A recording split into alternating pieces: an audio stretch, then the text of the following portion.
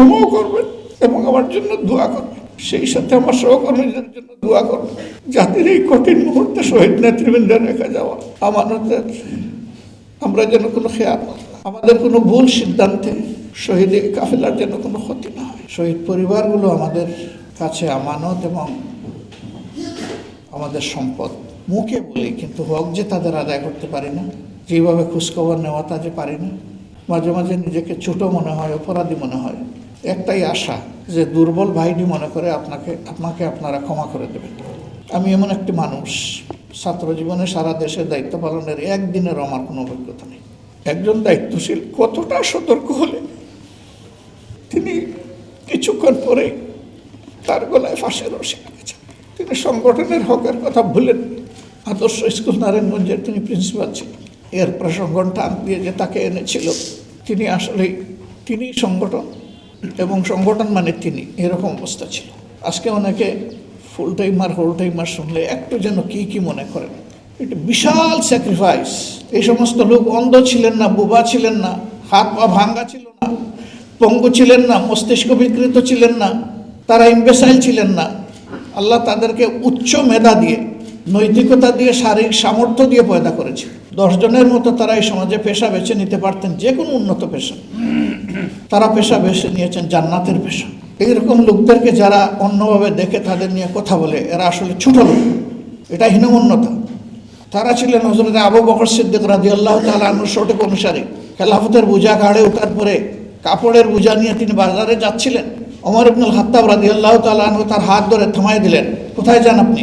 তিনি বললেন যে আমি আমার পরিবারের জন্য হালাল রুজির সন্ধানে যাচ্ছি। বললেন যে এতদিন আপনি পরিবারের প্রপার্টি ছিলেন, এখন আপনি উম্মার প্রপার্টি। এখন এই কাপড়ের গাঁটটি আপনি আর বহন করতে পারবেন না, এখন উম্মার বোঝা আপনাকে বহন করতে হবে। সে বোঝা ফেলে দিয়েছিলেন, সে বোঝা রেখে দিয়ে উম্মার বোঝা কাড়ে তুলে নিয়েছিলেন। ওমর ইবনুল খাত্তাব রাদিয়াল্লাহু তাআলা আনহুর কলিজার টুকরা স্ত্রী একইদে বললেন, খলিফাতুল মুসলিমিন, মানুষের জীবনে আনন্দ হিল্লুল থাকে, আমার পরিবারে সাদামাটা সব কিছু, এমনকি ঈদের সময় বাচ্চাদেরকে আলাদা কিছু দিতে পারি। তা আমি ঈদের জন্য বাচ্চাদের জন্য কিছু জমিয়ে রেখেছি, মেহরবানি করে এটা দিয়ে বাচ্চাদের জন্য এক্সট্রা কিছু ঈদের খরচ করবেন। কিচ্ছু বললেন না, পুরো অ্যামাউন্টটা নিয়ে নিলেন স্ত্রীর হাত থেকে। বায়তুল মালের খাজানার যিনি দায়িত্বশীল তাকে ডেকে বললেন যে এই টাকাটা আমার পরিবারে যা রেশন দিয়েছিলেন এটাতে ফেরত, এটা লাগে নাই অবশিষ্ট। এখন ঈদের দিন খলিফা তো কিছু আনেননি।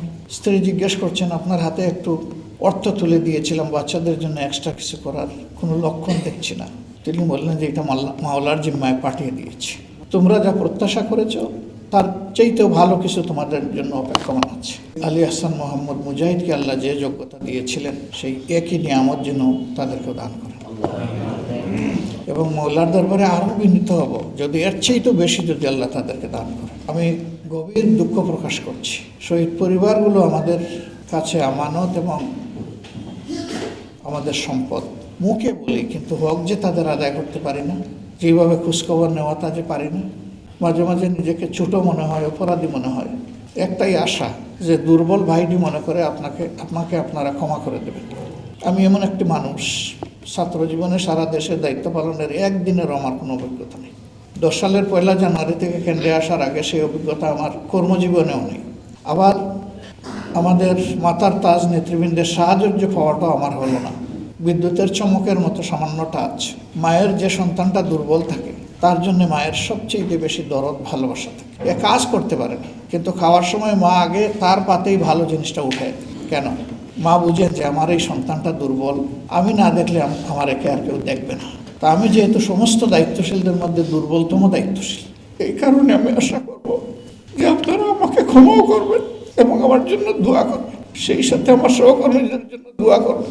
জাতির এই কঠিন মুহূর্তে শহীদ নেতৃবৃন্দের রেখে যাওয়া আমানতের আমরা যেন কোনো খেয়াল, আমাদের কোনো ভুল সিদ্ধান্তে শহীদ কাফেলার যেন কোনো ক্ষতি না হয়, বরঞ্চ আমাদের চিন্তা, কথা এবং কাজ ক্রমান্বয়ে শহীদ কাফেলাকে যেন জনগণের একদম হৃদয়ের সাথে লেপ্টে দেয়, হৃদয়ের অংশ বানিয়ে দেয়। আল্লাহ যেন আমাদেরকে বিশেষভাবে সাহায্য করে। এই বইটি আমার সহ সমস্ত সহকর্মীদের জন্য উত্তম সবক হবে।